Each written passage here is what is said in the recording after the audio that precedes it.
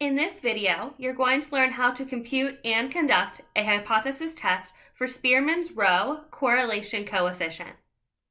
I will give you a brief overview of when to use Spearman's rho. I'll show you how to use the 5-step hypothesis testing procedure to test for its statistical significance, and I'll walk through one example. What you're wondering now may be when. When do we use Spearman-Rho's correlation coefficient?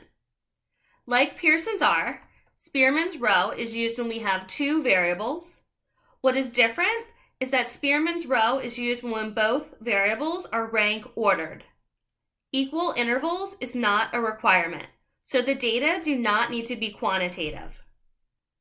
We can use Spearman's rho with categorical data if they can be put into a logical order.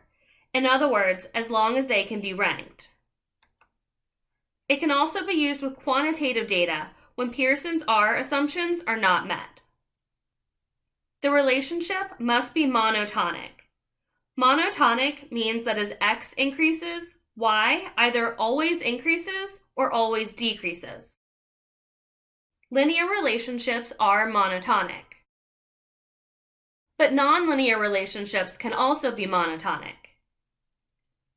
Here is an example that is not monotonic, because halfway across the x-axis, the relationship to y changes from negative to positive. Spearman's rho could be used with the first two relationships, but not the last. We're going to use the 5-step hypothesis testing procedure to test for the statistical significance of Spearman's rho.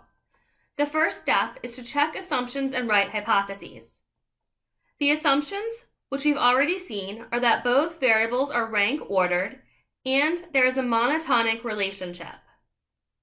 Once these are checked, we can write our hypotheses. These will be written in terms of the population correlation, rho sub S. The null hypothesis is always going to be that rho sub S is equal to the hypothesized value. Here, we'll call that hypothesized value rho sub 0. But that rho sub 0 will be replaced by hypothesized population correlation that you'll get from the question. Typically, we'll want to know if there is some relationship, so this value will usually be 0. The alternative will be that rho sub S is not equal to, is greater than, or is less than rho sub 0, depending on if we have a two-tailed, right-tailed, or left-tailed research question. Step 2 is to compute the test statistic. We'll need to compute the correlation coefficient, R sub S. The S here stands for Spearman. This is equal to 1 minus 6 times the sum of D squared divided by N times N squared minus 1.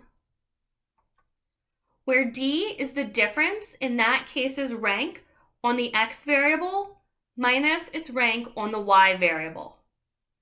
This is the formula that we'll be using. It does assume that there are no ties. If there are ties, there will be a more complicated formula that can be used. After we compute the correlation coefficient, we can compute the test statistic. This is going to be a t-test statistic.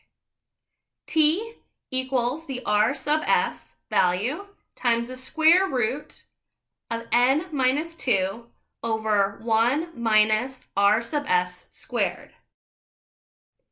In step 3, we look up the p-value. To do this, we construct a t-distribution. The degrees of freedom will be n minus 2. The p-value will be the area under that t-distribution that is more extreme than the t-test statistic observed in step 2 in the direction of the alternative hypothesis. And we'll walk through a full example shortly. In step 4, we make a decision. If the p-value is less than or equal to the alpha level, which is typically 0.05, we reject the null hypothesis. If the p-value is greater than the alpha level, we fail to reject the null hypothesis. And finally, in step 5, we state a conclusion. Based on your decision in step 4, write a conclusion in terms of the original research question. Let's walk through one example. Here's our scenario. Is there a relationship between a 5K runner's ranking after 1 mile and at the end of the race? Data were collected from a random sample of 10 runners in one 5K. These were not all of the runners, which is why some of the rankings are missing. In this table, the first column is that individual's rank at the first mile marker, and the second column is their rank at the end of the race. We'll use the 5-step hypothesis testing procedure to address this research question. Step 1 is where we check assumptions and state hypotheses. The first assumption is that both variables are rank ordered. In other words, they are either categorical rankings or they are quantitative. In this case, both variables are rankings, so this assumption has been met. The second assumption is that there is a monotonic relationship. Here is a scatter plot of the rankings. There is a consistent upward trend. This is a monotonic relationship, so this assumption has been met. We can write our hypotheses now. We want to know if there is a relationship between these two variables in the population. The assumptions for computing Spearman's row have been met, so our null and alternative hypotheses will be written in terms of rho sub s. The null hypothesis is always that rho sub s equals 0. In other words, there is not a relationship between these two variables in the population. In this case, we have a two-tailed test because our research question was asking if there was a relationship. It didn't specify positive or negative. So our alternative hypothesis is that rho sub s is not equal to 0. Step 2 is to compute the test statistic. First, we compute Spearman's row, then we'll compute a t-test statistic. In this formula, n is the sample size, which is 10, and d is the difference between a case's ranking on the x variable and the y variable. We'll start by computing the rankings within each variable, just within our sample. We can call rank at mile 1 the x variable, and rank at mile 2 the y variable. I'll add a third column here that is the x rankings. It doesn't matter which order your rankings are in. They could go from best to worst or worst to best. You just need to be consistent. In this case, since we started with the rankings from best to worst, I'm going to keep my rankings in that order as well. I'll start with the x variable, which is rank at 1 mile. So for the x variable, the best ranking is the individual who is in first place. The second best place at 1 mile was the individual who was in 5th. Then it looks like 17 and 18 were next. Then 22, 31, 45, 46, 48, and 61. Now we do the same thing for the y variable. At the end of the race, the best finishing place in our sample was 2nd place, followed by 8th place, then 10th, 16th, 25th, 32nd, 48th, 50th, 59th, and 70th. Now we can compute the difference, or D, for each case. This will be the case's X ranking minus their Y ranking. For the first case, 8 minus 8 gives us a difference of 0. 7 minus 10 is negative 3. 4 minus 3 is positive 1. 5 minus 5 is 0. 3 minus 4, negative 1. 6 minus 6 is 0. 9 minus 7 is 2.